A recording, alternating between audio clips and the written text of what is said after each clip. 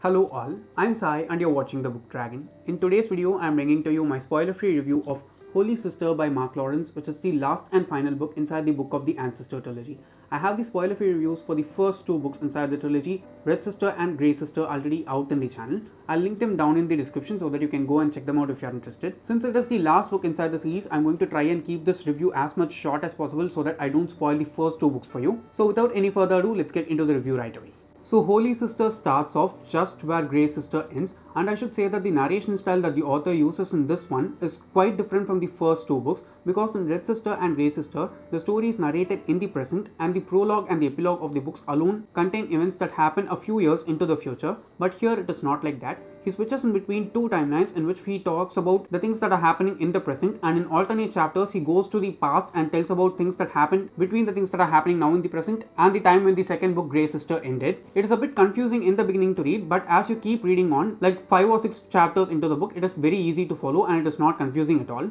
There are some characters whom we see in the past who do not exist in the present and vice versa, and that makes it a bit more easier to understand what timeline we are reading in and how the story is actually happening. The main thing about this third book is that the way in which the author has built this world and shown its geography to us in the first two books is made use of really well here, because the plot of this book itself is driven only by the geography of the world, because in this world Abbott where the story takes place, there is only a narrow strip of land that is floating in the middle like in the equator of the planet, and that is the only place inside the planet where ice has not reached the land and not made it inhabitable. The way in which the author has used that geography and the things that are happening around that small strip of land that the people inhabit and divide into empires is put into focus, and how these nations come into war and the results of those wars are also really well shown here. Apart from that, the politics that we see in the first two books are a bit smaller compared to the politics that we see here, because there are some things whose repercussions from the second book are seen here properly, and it is not like the characters who are involved in this politics are weak in any way at all. They have their own knowledge and their own skills in order to navigate the politics and move the story forward. So in those terms, if you ask me, the world building as well as politics are really well done in this book.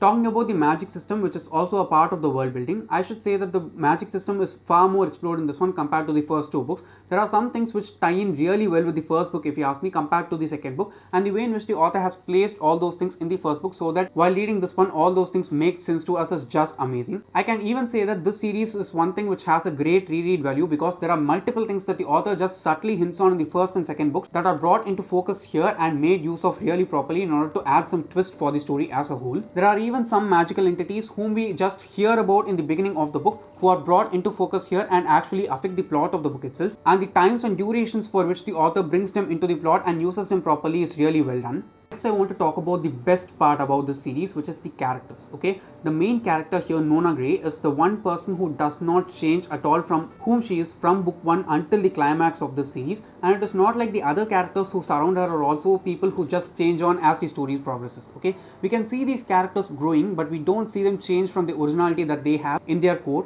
and the originality that they have is properly put into use during multiple instances during the second half of the book. We follow a friend gang from the first book, and they are not that much focused on because they are just kids, and most of our attention is just given to 2 or 3 of the main characters inside the group. But here all the main characters in the friend group are put into focus, and each and every ability and skill that they have is put into use in the perfect instances and made use of properly, because all of them were talked about in the first two books. Apart from our main character Nona and her friend group alone, we also see the nuns or sisters inside the Sweet Mercy convent also revealing their full abilities and powers properly in this book. This is actually the only book inside the series where we see some war happening and the power of these nuns or sisters are just displayed into focus properly, if you ask me. So that is one thing that the author has achieved properly in this one. Now I want to talk about two things which I did not like about this book. If those two things did not happen, I'm sure that this book would have been a perfect ending for a really good series. The first thing is that many things that are described and told to us in this book happen off page for a main character, and not including that main character as a part of the plot and just showing them off page was not a nice thing at all, if you ask me. It was just a really bad choice. I can understand that it is the author's own choice of narration for the story, but if that character was included inside the story and all the things that that character did which drove the plot forward had been shown on page for us, the book could have been far more awesome for me personally. And the second thing is that the book is far shorter than it needs to be. Okay, the first book is over 500 pages long, the second book is around 400 pages, which is the perfect amount if you ask me, and this last one is not even 400 pages long.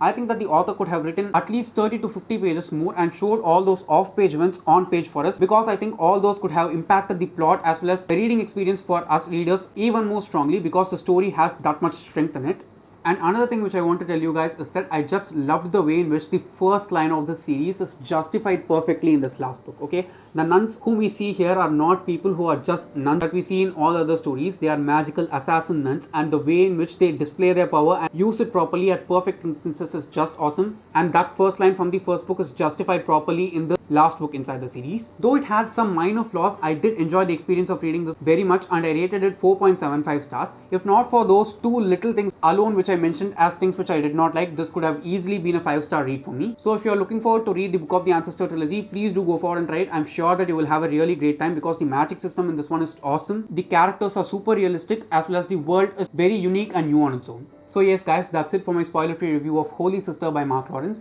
If you did enjoy watching today's video and found it useful in some way or the other, don't forget to give it a thumbs up and also share it to your friends. If you want to get more content from me, do subscribe to the channel. Thanks for watching and have a great rest of your day.